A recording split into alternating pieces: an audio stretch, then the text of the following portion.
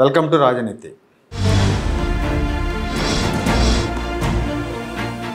Deputy speaker Raghuramakrishnaraju గారిని CID పోలీసులు 2 ఏళ్ల క్రితం అరెస్ట్ చేసి తీవ్రంగా హింసించిన కేసులో తులసి బాబు అనే అతన్ని విచారణ చేయడానికి ఒంగోలు పోలీసులు పిలిచారండి. యాక్చువల్గా రఘురామకృష్ణరాజు గారు రాష్ట్రంలో ప్రభుత్వం మారిన తర్వాత గుంటూరు పోలీస్ స్టేషన్లో కంప్లైంట్ చేశారు. ఆ రోజున సిఐడి పోలీసులు తనను చంపే ప్రయత్నం చేశారు అని చెప్పి ఆయన కంప్లైంట్ చేశారు. ఆ కంప్లైంట్లో పివి సునీల్ కుమార్ అప్పుడు సిఐడి చీఫ్, ఆ తర్వాత సీతారామాంజనేయులు గారు, ఆ తర్వాత జగన్మోహన్ రెడ్డి గారు, విజయపాల్ గారు, Prabhavati Guntur government hospital superintendent, వీళ్ళందరూ కూడా ఇందులో నిందితులుగా పేర్కొన్నారు. అయితే విజయపాల్ను పోలీసులు అదుపులోకి తీసుకొని 2 దఫాలు ప్రశ్నించారు. ఈ సందర్భంగా రఘురామకృష్ణరాజు గారు ఏం చెప్పారంటే, తనను కొంతమంది ప్రైవేట్ వ్యక్తులు వచ్చి లోపలికి వచ్చి కొట్టారు. వాళ్ళు సునీల్ కుమార్ అనుచరులు. తులసి బాబు అనే అతను ఉన్నాడు అందులో. ఆ తులసి బాబు 100 కిలోల పైన ఉంటాడు. తన గుండెల మీద కూర్చొని రఘురామకృష్ణరాజు గారి గుండెల మీద కూర్చొని తొక్కాడని చెప్పారు ఆయన. ఈ ఆరోపణ చేసిన తర్వాత పోలీసులు తులసి బాబుని కూడా పిలిచి విచారించడానికి నిర్ణయించుకున్నారు.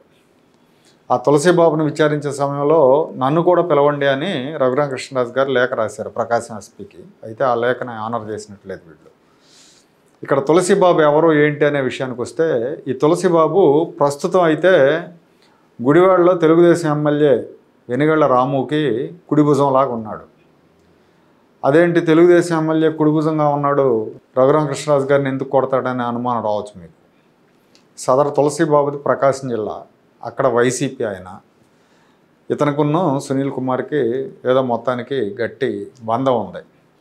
సునీల్ కుమార్ ఇతని ద్వారా చాలా అక్రమాలు అరాచకాలు చేయించాడని ఆరోపణలు ఉన్నాయి. అగ్రిగోల్డ్ వ్యవహారంలో కొంతమంది లేని ఖాతాదారులని వాళ్ళతో అకౌంట్లు ఓపెన్ చేయించి బ్యాంక్ అకౌంట్లో వాళ్ళకి డబ్బులే ఇస్తా అని చెప్పి సునీల్ కుమార్ ఈయన కలిసి అక్రమాలకు పాల్పడ్డారన్న ఆరోపణలు అయితే ఉన్నాయి. సునీల్ కుమార్కి ఈ తులసి బాబు ఏజెంట్గా పనిచేశారన్న ప్రచారం కూడా ఉంది. లక్కీగా ఏమైందంటే గవర్నమెంట్ మారే టయానికి వెనుగళ్ల రాము దగ్గర చేరాడు ఇతను. ఇప్పుడు గుడివాడ నియోజకవర్గంలో ఇతను ఏం చెప్తే అది, ఇతను నంది అంటే నంది, పంది అంటే పంది అనే పరిస్థితుంది. అదే తెలుగుదేశం పార్టీ దౌర్భాగ్యం. చాలా చోట్ల ఇలాంటి వాళ్ళే వచ్చి పెత్తనం చేస్తారు. పెత్తనం వచ్చేసరికి అంతకుముందు అవతల పార్టీలో ఉండి అరాచకం చేస్తారు. వీళ్ళు అధికారంలోకి వచ్చేసరికి వాళ్ళే వచ్చి పెత్తనం చేస్తూ ఉంటారు. అధిష్టానం ఇలాంటి వాళ్ళని గుర్తించదు. ఏం జరుగుతుంది ఏంటి, ఫ్యాక్ట్స్ ఏంటని తెలుసుకునే ప్రయత్నం చేయదు. తెలుసుకున్నా కూడా చర్యలు తీసుకోరు. ఇది ఒకటి నిదర్శనం, చర్యలు తీసుకోరనడానికి. ఎందుకంటే రఘురామకృష్ణరాజే స్వయంగా చెప్తూ ఉన్నారు, తీవ్రంగా హింసించాడు ఇతను ఇంకో 2 కలిసి అని. కానీ ఇవాళ అతను తెలుగుదేశం ఎమ్మెల్యే సంఖలో ఉన్నాడు. అతని మీద యాక్షన్ తీసుకోరు, ఎమ్మెల్యేని ఏంటిది అని అడగరు. ఇవాళ పోలీస్ విచారణకి వెళ్తే ఒక తెలుగుదేశం పార్టీ ఎమ్మెల్యే, తెలుగుదేశం ప్రభుత్వంలో డిప్యూటీ స్పీకర్ ఆయన కొట్టిన కేసులో నిందితుడు పోలీస్ విచారణకి వెళ్తే, అక్కడికి వెళ్ళి చూడండి, గుడివాడ నుంచి ఓ 20-30 కార్లలో కార్యకర్తలు వెళ్ళి జిందాబాదులు కొడుతున్నారు.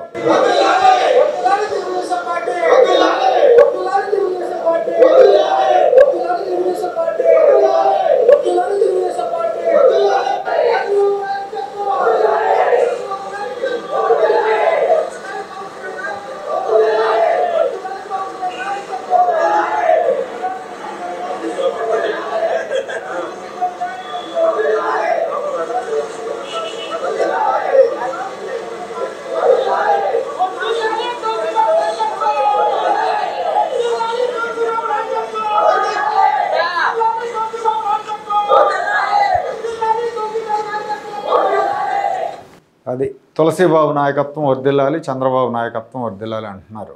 అంటే చంద్రబాబు నాయకత్వానికి జయజయలు పలికేవాళ్ళు రఘురామకృష్ణరాజును కొట్టిన తులసి బాబుకు కూడా జయజయలు పలుకుతున్నారు.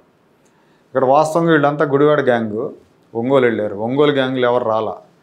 ఇది చూసిన తర్వాత అసలైన తెలుగుదేశం కార్యకర్తలకు నవ్వాలో ఆడవాలో అర్థం కాదు. ఎందుకంటే అసలైన తెలుగుదేశం కార్యకర్తలందరూ కూడా రఘురామకృష్ణరాజు గారిని హింసించిన వాళ్ళందరికీ కఠినంగా శిక్షలు పడాలని కోరుకుంటున్నారు. మరి ఆ హింసించిన వాళ్ళకి జిందాబాదులు కొడుతున్నారంటే వీళ్ళు అసలైన తెలుగుదేశం వాళ్ళ, నకిలీ తెలుగుదేశం వాళ్ళ వాళ్ళు తేల్చుకోవాలి. ఇక్కడ ఒక సామెత ఉంది, అదేదో సామెత ఉంటుంది, నాటు సామెత, మొరటి సామెత, పిల్లి గుడ్డిదైతే ఎలుక ఏదో చేసిందని.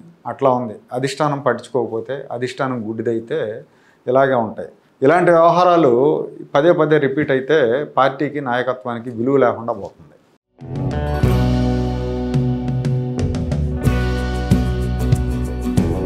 Like, share and subscribe to Rajaniti channel.